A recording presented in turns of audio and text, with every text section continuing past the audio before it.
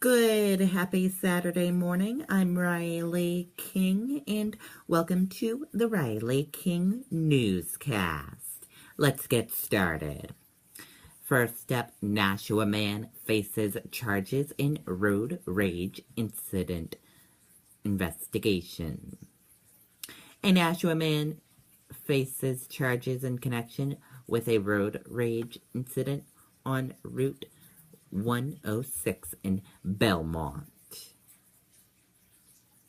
Merrimack community helps autistic boy have best day ever. Last week, Austin Meadows was upset. The 11-year-old Merrimack boy's brother and sister had playdates, but no one showed up to play with him, said Austin's mom, Delilah Marlin. The winning Mega Million numbers are 8, 19, 20, 55, 73, with a mega ball of 5. The estimated jackpot is $540 million, with cash option of $380 million. So if you have any Mega Million, check those numbers. Man charged in connection to massive Goffstown fire. Police have arrested a suspect in connection with a massive fire that burned in Goffstown back in February. Londonderry police investigate after blood found in mall parking lot. The Crossroads Mall parking lot has turned into a potential major crime scene on Friday as police try to figure out the source of a pool of blood. Crash knocks out power to parts of Londonderry. Power was knocked out to a Londonderry neighborhood late Friday afternoon after a pickup truck hit a telephone pole. Warren boy hopes to raise thousands to let him see again. A 14-year-old Warren said a new technology will change his quality of life, but it comes at a very high cost. Humphrey steps up fight to depose Trump at GOP convention. With one notable expectation, there appears to be little appreciation among New Hampshire delegates to open the Republican National Convention to consider an alternative to prospective nominee Donald Trump. State to begin reporting mental health records to gun background check system. Attorney General Joseph Foster says New Hampshire will start reporting certain mental health records to the National Gun Background Check System based on an overlooked piece of a Medicaid expansion bill. GOP candidate gives thoughts as New Hampshire primary under threat. Members of the Republican National Rules Committee will meet in Cleveland next week to discuss several items, including the primary selection process. Portsmouth Vigil will show support for victims of violence. Organizers of a vigil planned for the weekend in Portsmouth Market Square confirmed Friday that it will go on in the wake of the shooting death of 5 officers in Dallas. State local officials react to deadly Dallas police shooting. In the aftermath of the attack in Dallas that killed 5 police officers, New Hampshire Governor Maggie Hassan said the state's Homeland Security Agency is communicating with local law enforcement to ensure public safety in the state. Jury deliberation end for week with no verdict in Charles Normal trial.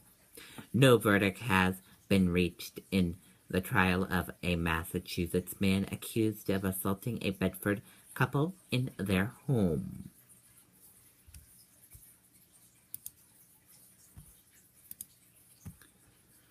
Obama gives worried allies a pep talk at NATO summit.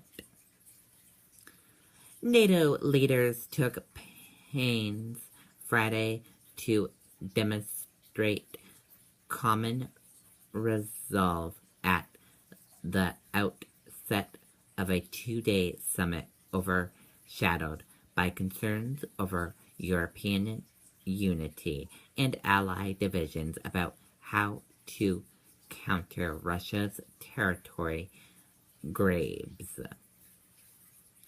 U.S. President Barack Obama, speaking to reporters before the summit began, emphasized and continued importance of European to America's security, adding that while the UK planned cessions from the EU was a critical moment in the region's history, it was not, as some have suggested, and beginning of the end for either European integrations or the translation alliance. Who can heal America? Let's take a listen to this video from CNN.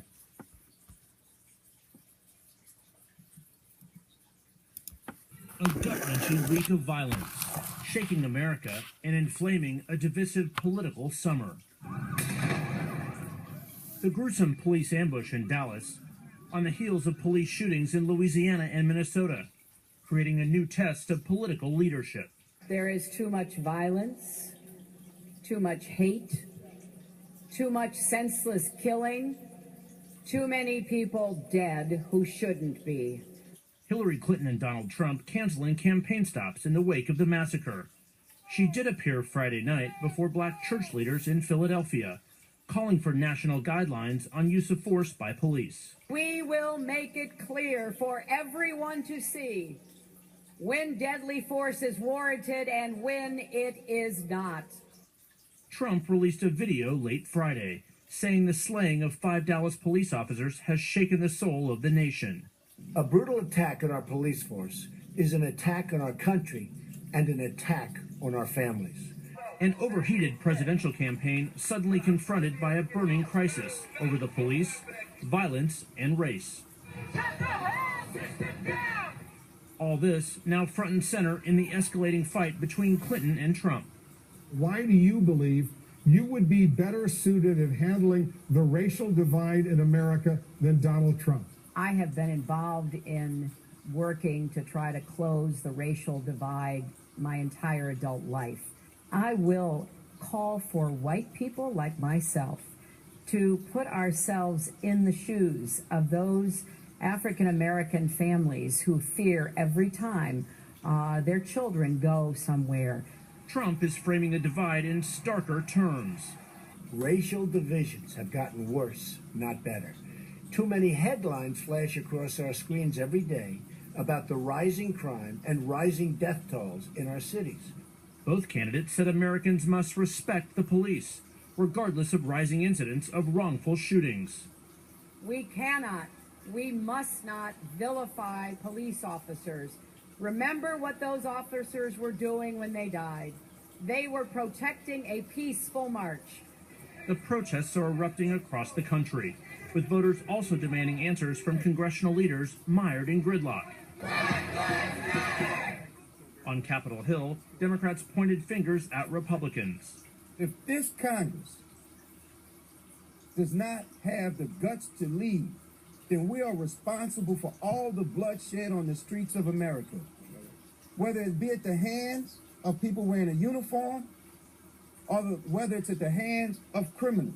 There will be a temptation to let our anger harden our divisions.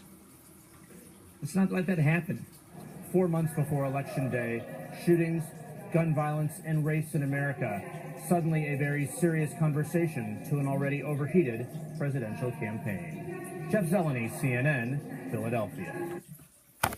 Okay, and that does it for the Riley King Newscast right here on the Riley King Network. I hope you all have a great rest of your Saturday. Goodbye, everyone.